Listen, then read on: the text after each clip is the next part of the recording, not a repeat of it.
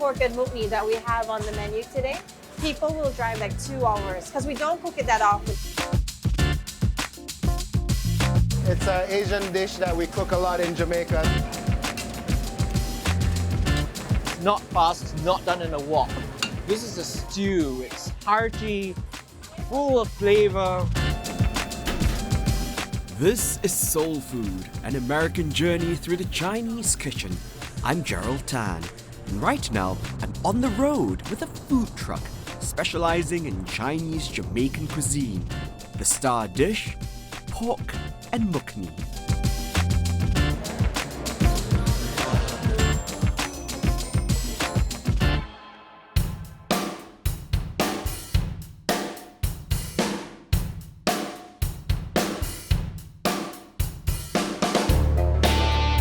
With its open green spaces, flourishing job market, and commitment to equity, Atlanta consistently ranks as one of the most livable cities in the United States.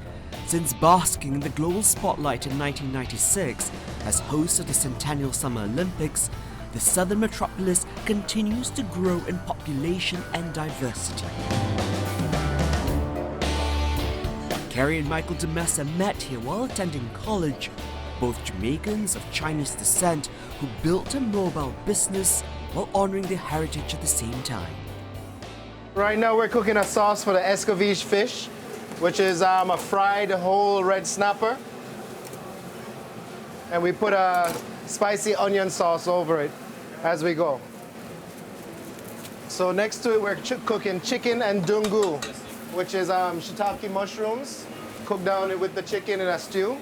So first of all, what does Yardie Eats mean? Yardie is what every Jamaican call themselves. It's a slang word for Jamaican. Slang for Jamaican. So what kind of food do you serve here? We do serve Chinese Jamaican food.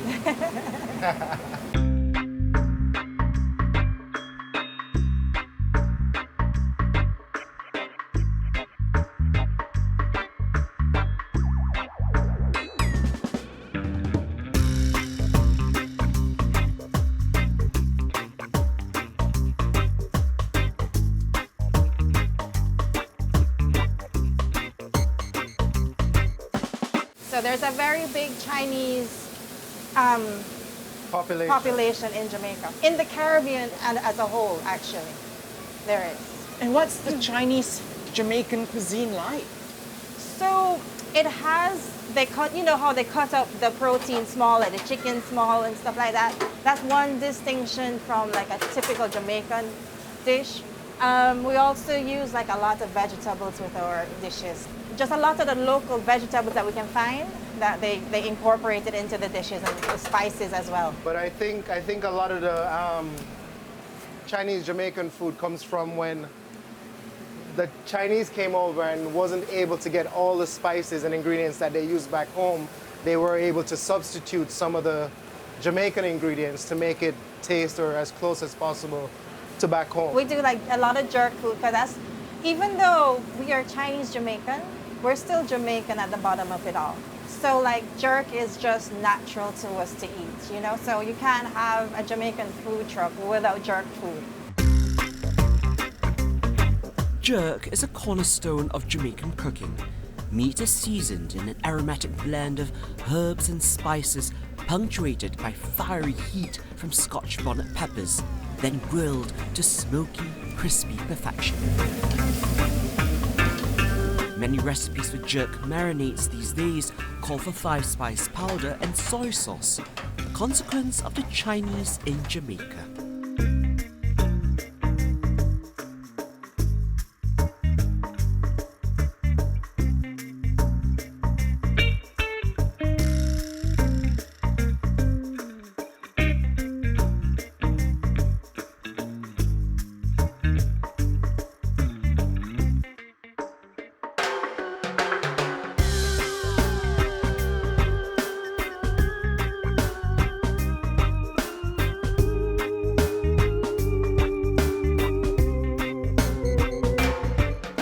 How did you learn how to cook?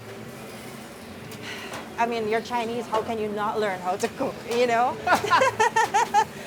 It's always, my parents are always cooking. the house in Jamaica is always hot. What are some of the flavors that your customers find very surprising?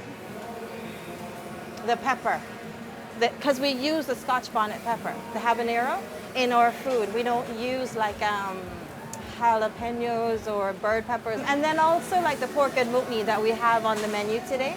People will drive like 2 hours because we don't cook it that often. It's not an easy dish to cook because it's the pork belly with the bone, the rib, and then the mushrooms. You have to go through each one, clean it, and stuff like that. So it's a labor of love. The trick to pork and mucnee is patience. Lardy pieces of pork belly are braised for a few hours until they take on the sweetness of caramel and absorb the woody aroma of the mucnee, a local Jamaican term for black fungus that's known as mu'er in China. And here's our pork and mucnee Aha, thank with you. white rice and a pickled cucumber salad as well. All right, hold on, I have to take a peek and see. So take a look right here. You got your pork belly pieces, they're glistening of course. And this, what they call mucnee.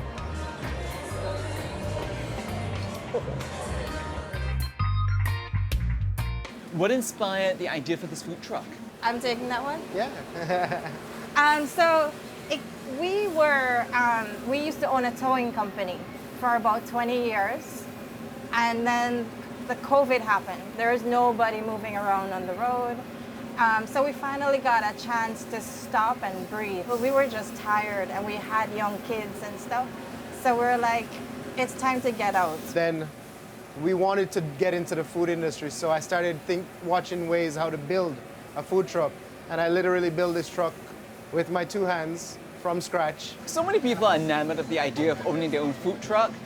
What's it like? As you can see from earlier, it's a lot of hard work, a lot of moving parts. So it's not easy, but we love it. We put a lot of love into how we cook our food and time. So it's not something from yesterday you're eating. It's something fresh made this morning or right now at the venue.